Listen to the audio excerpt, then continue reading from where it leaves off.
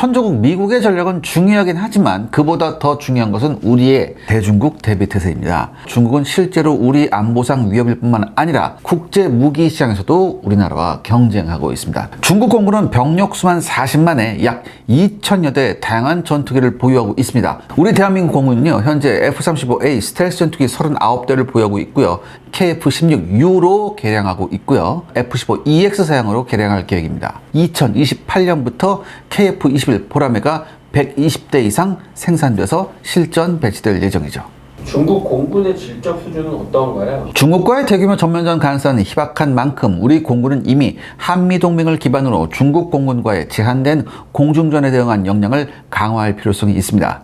그럼 중국 공군의 실제적인 전투력이나 작전 역량은 어떠할까요? 불행히도 1958년에 있었던 대만해협 공중전 이후에 중국 공군이나 중국제 전투기가 공중전에 투입된 사례는 없습니다. 그런데요, 더욱 놀라운 것은 2010년대 들어 중국 공군의 실력이 뽀록 났다는 겁니다.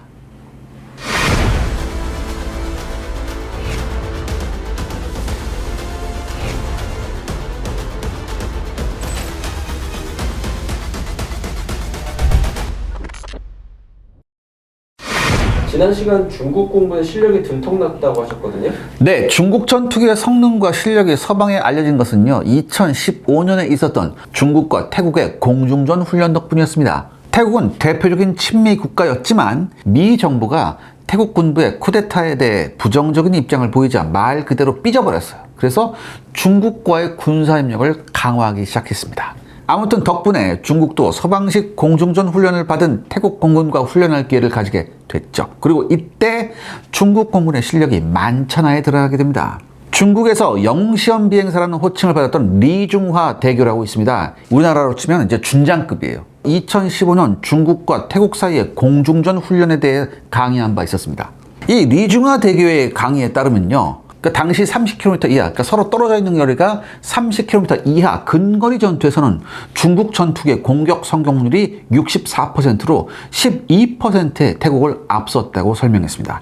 하지만 30에서 50km 거리에서는요, 태국 공군의 공격 성공률이 64%로 중국의 14%를 크게 앞섰습니다. 그리고 50km 이상에서는요, 태국 공군의 공격 성공률이 24%였지만 중국 공군은 태국 공군기를 한 번도 명중시키지 못했다고 합니다. 그 이유에 대해 중국 공군은요, 러시아에서 도입한 수호이 27 SK 전투기를 사용했고 태국은 스웨덴에서 도입한 최신 그리펜 전투기를 동원했기 때문에 양자의 기술력 격차가 컸기 때문이라고 주장했습니다. 그리고 전투기 성능 이외에도 리중화 대교는 중국 공군 비행사의 전술과 자질 문제에 대해서도 지적을 했습니다. 그는 뭐라고 얘기했냐? 중국 공군 조종사들은 정면 위협에만 주의를 기울이며 측면 위협에 부주의했고 돌격기와 적기 소탕을 맡은 비행기 간의 전술 배합도 부족했다고 비판했습니다. 이어서 기동 회피가 맹목적이었고 전장 정보를 장악하지 못했다며 적기가 서로 다른 거리에서 쏜 유도탄을 어떻게 효과적으로 피할지 판단도 정확하지 못했다고 언급했습니다.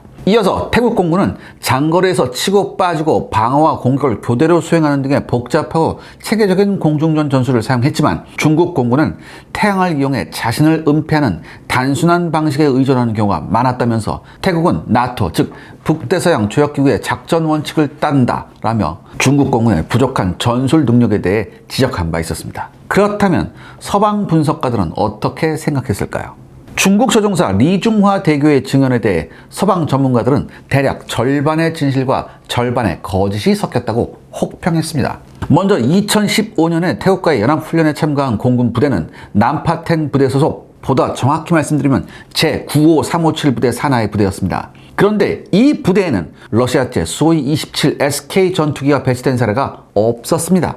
이 부대는 오랫동안 JA2 전투기를 운용해 오다가 2000년대 이후부터 자국산 J11B 전투기를 운영하고 있었죠. 그리고 2017년 1월부로 러시아에서 직도입한 수호이 35S 전투기를 운영하기 시작했습니다. 당연히 2015년 훈련 당시에는 수호이 27을 불법 복제한 J11B를 운용했을 뿐인데 러시아제 전투기를 운용했다고 거짓말을 하고 있다는 거죠. 또 다른 서방 전문가들은요, 러시아제 SU-27SK 든 중국제 J-11B 등 간에 결과는 비슷할 것이라고 말하기도 했습니다. 러시아가 중국에 SU-27을 판매할 당시 러시아는 레이더 성능이 떨어지는 모델을 제공한 것으로 유명합니다. 중국의 레이더 기술 역시 서방이나 러시아와 비교해 많이 뒤처진 것으로 평가받고 있죠. 서방 전문가들의 분석을 옮기면요, 먼저 J-11B는 러시아의 기술을 받아들여서 HMD 장치, 그러니까 조종사 헬멧에 미사일을 조절할 수 있는 장비를 갖추고 있었습니다. 그 결과 30km 이내의 근접전 상황에서는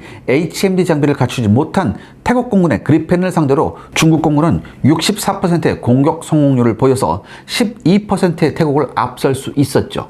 참고로 우리나라 공군의 F-15K와 F-35A는 HMD 장비를 모두 갖추고 있고요. KF-16U도 HMD 장비를 장착할 수 있도록 개량했지만 북한 공군을 상대로는 굳이 필요한가라는 견해로 인해 아직 대량 배치는 진행하고 있지 않습니다. 이거 굉장히 바보 같은 짓이에요. 주변에 북한만 있는 거 아니잖아요.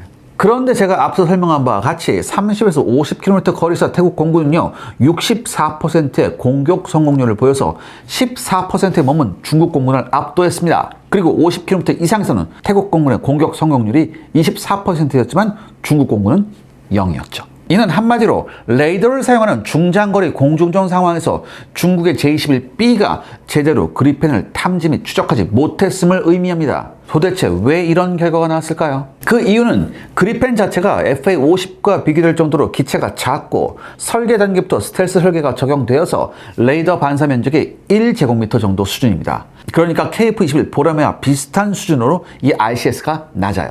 이와 비교해 중국의 J-11B의 경우 SU-27을 무단 복제하는 과정에서 레이더도 SU-27SK에 탑재된 NIIP N001을 복제한 1473형 레이더를 개발했습니다. 하지만 이 성능이 서방제는 물론 러시아와 비교해도 많이 뒤떨어졌습니다. 보다 구체적으로요, 러시아제 NIIP N001 레이더는요, 레이더 반사 면적이 3에서 5제곱미터 수준, 그러니까 F-16급 전투기를 100km 거리에서 탐지할 수 있는 것으로 알려져 있습니다. 이와 비교해 그리펜이나 한국의 KF-21 보라매와 같은 최신 4.5세대 전투기들은 레이더 반사 면적이 1제곱미터 정도에 불과해 대략 50km 거리에서 겨우 탐지할 수 있죠.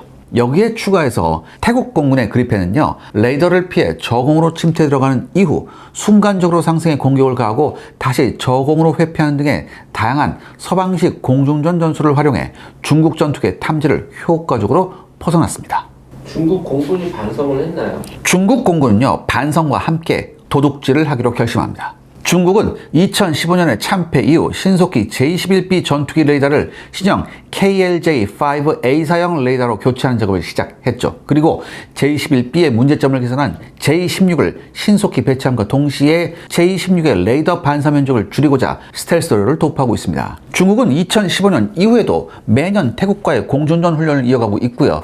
현재는 J-10CS와 같이 최신 A사 레이더를 갖춘 신형 전투기와 함께 KJ-500 조기 경보기도 투입하고 있습니다. 이렇게 질적 개선이 이루어졌음에도 2015년 이후에 한 번도 훈련 내용과 결과가 공개된 사례가 없는 것을 보면요, 중국 공군이 그다지 좋은 성과를 내지 못하고 있다는 말도 나옵니다. 그럼 중국의 서방의 최신 공중전 전술을 알려준 태국은 어떻게 되었을까요? 미국은 태국 공군과의 군사협력을 중단했고요. 태국 공군이 차기 전투기 사업을 시작하면서 F-35A 판매를 요청하자 중국과의 군사협력을 이유로 판매를 거부한 바 있습니다. 그 탓에 태국은 다시금 그리펜을 추가로 도입한다고 발표했고요. 현재 미국은 물론 유럽의 나토 국가들도 태국을 박쥐로 규정하면서 군사협력을 제한하고 있는 실정입니다. 그런데 중국은 당연히 여기서 그치지 않았습니다. 중국은 2015년 이후 자국 전투기의 성능을 개선함과 동시에 공중전 전술 등의 소프트 파워를 강화하는 노력을 시작했죠. 지난 2024년 6월 미국을 중심으로 영국, 호주, 캐나다, 뉴질랜드 5개국 정보 동맹인 파이브 아이스는요, 공동 성명을 냈습니다. 중국이 서방의 전직 전투기 조종사 모집에 열을 올리고 있다고 비난하는 거였죠. 구체적으로 중국 공군이 남아프리카 공화국과 중국 민간 기업을 앞세워 서방의 공중 전술과 기술, 절차를 이끌고 군사 항공 작전 능력을 강화하고자 퇴역한 서방의 조종사들을 모집하고 있다는 것이었죠. 중국의 은밀한 접근은 2022년 남아공의 테스트 비행 훈련 기관인 TFASA에 영국의 6해 공군 전투기 조종사 출신 30명이 고용된 사실이 드러나면서 최초로 노출됐습니다. TFAAS는요, 극동아시아 4년 근무 계약을 광고했고요. 지원자는 반드시 미국이나 영국의 전투기 비행 테스트 학교 졸업자여야 한다고 밝혔습니다. 그리고 당연히 이들은 중국 전투기 조종사들에게 고등 비행 훈련을 시키는데 사용이 됩니다. 당시 영국 국방부는요, 자국의 전직 전투기 조종사들이 최대 23만 7천 파운드, 우리나라 돈은 약 4억 1,400만 원 정도인데요. 이런 정도의 연봉을 받고 이 남아공 기관에 고용되었다고 밝히기도 했습니다.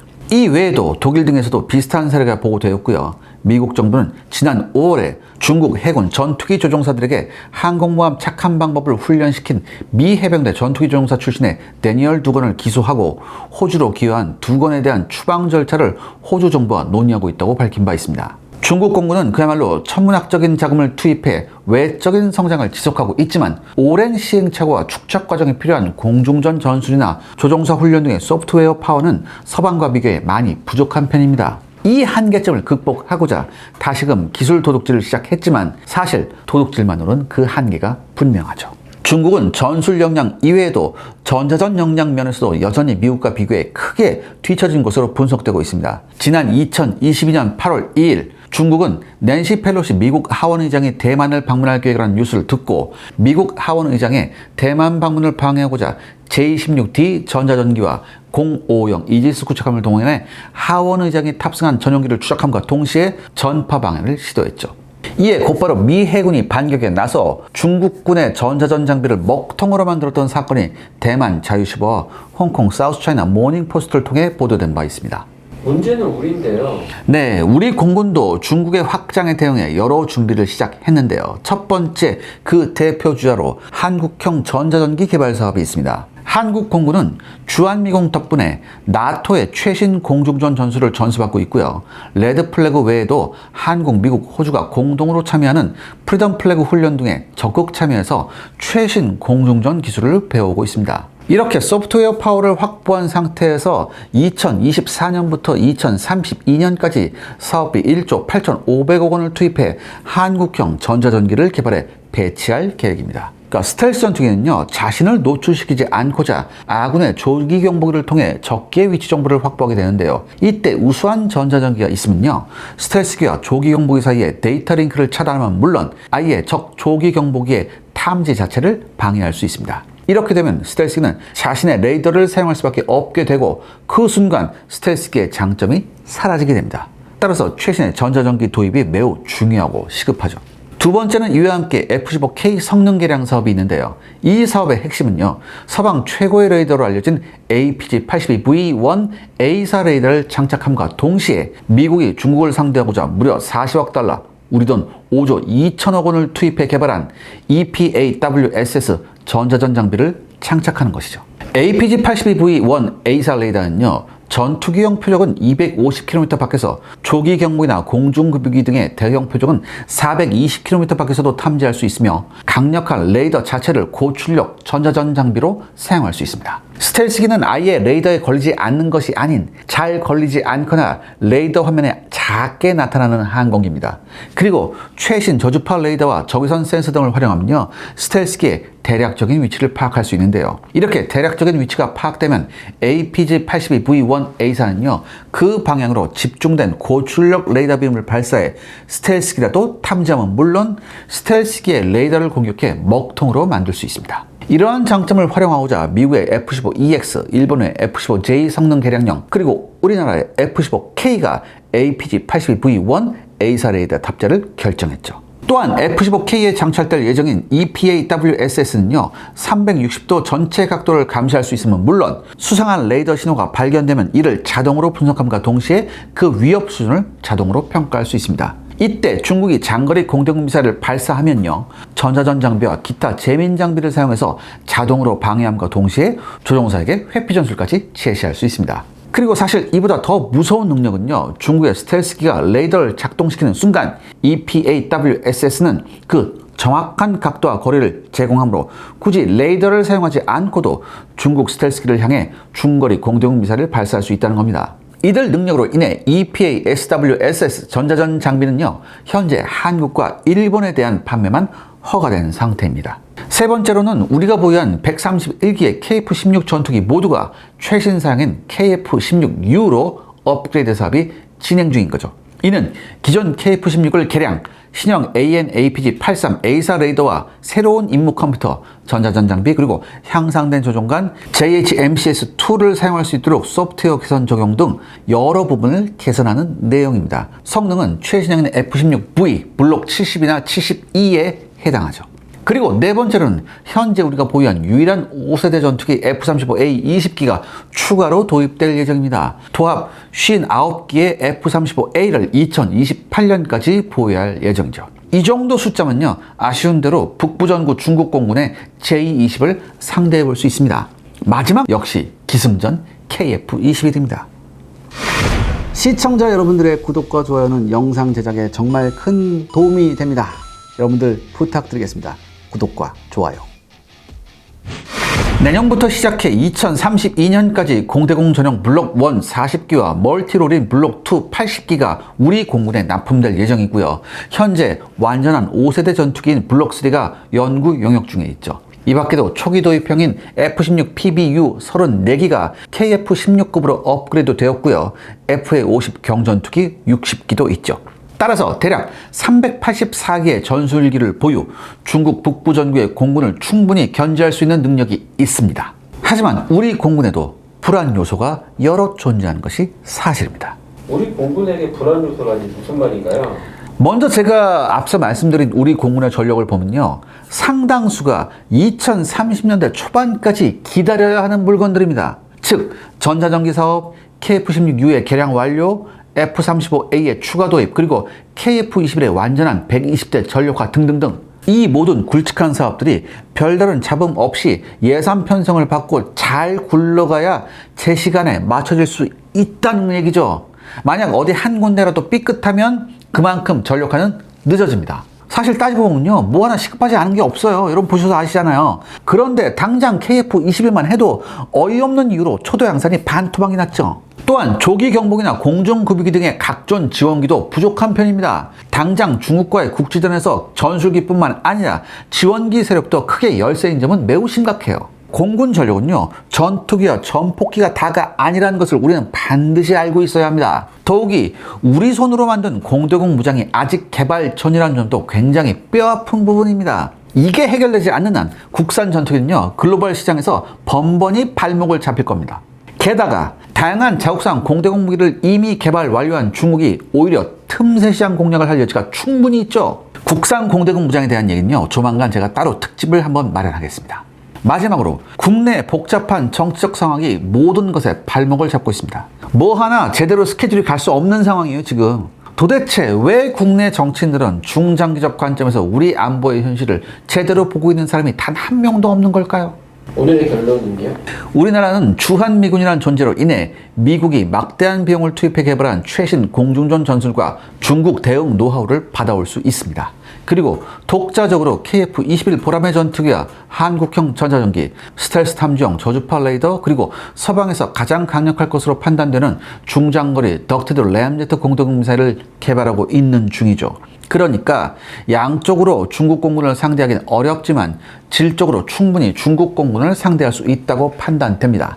하지만 만약 여러 복잡한 문제로 이들의 개발이 지연될 경우 중국에 대한 공군력 열세를 극복하기란 쉽지 않을 겁니다. 지금 이 시기를 놓치면요, 한반도 유사시 평생 땅을 치고 후회할 일이 생길 것임을 우리는 명심해야 합니다. 최근 우리나라 한 영화가 국내를 넘어 세계에 공개되며 해외에서 심상치 않은 반응을 보이고 있습니다. 실제 이 영화를 본 해외 네티즌들은 눈물을 흘리고 감탄하는 등의 다양한 반응을 보였는데요.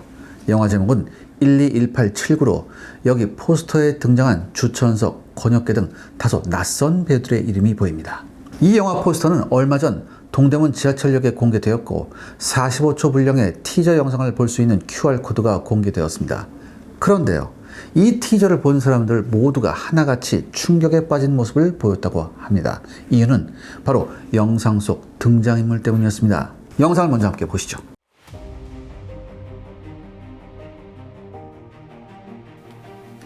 내 나라를 거스르려면 해야지. 나라고 있어 싸운다잖아. 그 정신이죠. 죽더라도 저 열심히 해야지. 지금도 나라 땅을 뺏기게 되면 내가 가만히 있을 수가 없지. 젊은 사람들만 행복하게 지내시면 제일 좋을 것 같아요. 나는 대한민국이 제일 좋은 나라를 하면은 제일 좋겠다. 건강하게 공부했으면서 좋은 나라 만들기를 부모와 빕니다. 나라 사랑하는 마음을 가지시면 좋겠어요. 앞으로는 이와 같은 전쟁을 않고 평화롭게 살았으면 좋겠습니다. 그랬습니다. 이건 실제 영화가 아니었고요. 등장 인물들은 1950년 6월 25일 발발한 6.25 전쟁에 참전했던 실존 인물들이었습니다. 이곳에 등장하는 참전 용사들은요, 생활고에 시달리며 고통스러운 삶을 이어왔습니다. 그럼에도 다시 전쟁이 발발하면 국가를 위해 나설 것이라는 말을 전한 것이죠. 이 모습은요, 외국인들에게도 큰 깨우침을 주는 듯 했는데요. Well, since watching the video, first of all, my respect for them, the Korean veterans and sacrificing their lives for future generations, it really touched me. So after seeing the video, I was really moved by how much Koreans are inspired to save their country, to protect freedom and to have the hope. Even though they've seen how harsh the war is and how terrific the conditions become, but still they're ready to fight. This shows that their courage, their determination to protect their country is more important than their personal gains and personal relaxation. This feels really, really good because it shows patriotism, it shows courage, and it also shows a sense of responsibility towards the country. Evet, biliyordum çünkü bizim ülkemizde de biraz gurur duyduğumuz bir mesele olduğu için çocukluğumdan beri bahsediliyordu bu meseleden. Ben bir Türk olarak benim de en iyi hissettiğim şey verdikleri fedakarlıkları, söyledikleri sözlerle tekrar hatırlatmaları oldu. Ben de kendilerine çok minnettar hissettim açıkçası. Onun dışında Türkiye ve Kore arasındaki bağlantının da önemini tekrar hatırlamış oldum ve bu insanların, gazilerimizin minnettarlıkları, yaptığı şeyleri sonsuza kadar hatırlanmış olmasını ben de diliyorum. By watching this video, I felt that it's very important to study history through this kind of media because we always feel history so far from us, but through this kind of videos, we can feel it humanly more close. So that's very important for me. 실제 외신을 통해서도 6.25 전쟁 당시의 태극기와 함께 참전 용사들의 이야기가 보도된 적이 있으며 이 모든 것을 기획하는 한국인들의 정체가 밝혀지며 주목을 받았습니다. 인프레시, 이 기업은요, 평소 생활고를 겪는 참전 용사들을 직접 찾아다니며 상상 이상의 지원들을 이어왔습니다. 그리고 단순히 국내가 아닌 해외까지도 이어졌죠. 인프레시는요, 자신들이 직접 만난 참전 용사들이 어려운 환경 속에서도 보인 그 애국심을 현 세대들에게 전하고자 이런 기획을 펼친 것입니다. 실제 해외에서는요, 이들을 기적의 한국인이라고 부르고 있고요, 전례 없는 행보를 보이고 있다고 극찬을 하고 있죠. 기업을 넘어 한국이라는 국가에 감사를 표하고 있다고 합니다. 그리고 지금 이 순간에도 전쟁의 상처로 팔을 잃은 참전 용사의 의수 지원을 약속하고 총 대신 펜을 들어야 했던 그들을 기리며 특별한 후원 팔찌를 출시했습니다. 해당 팔찌는 한국의 역사가 담긴 태극기를 담아내며 이젠 우리 손으로 지켜야 할 때라는 의미를 나타내고 있습니다. 실제 수익금 일부가 오늘 영상 속 참전 용사들과 같이 도움이 필요한 분들께 후원되고 있죠. 우리의 일상 속 아이템 하나로 영웅들을 도울 수 있다는 것은 정말 뜻깊은 일 같습니다. 많은 분들의 관심 부탁드리며 고정 댓글에서 후원 팔찌의 링크는 확인이 가능합니다. 좋은 일에 함께 동참해주세요.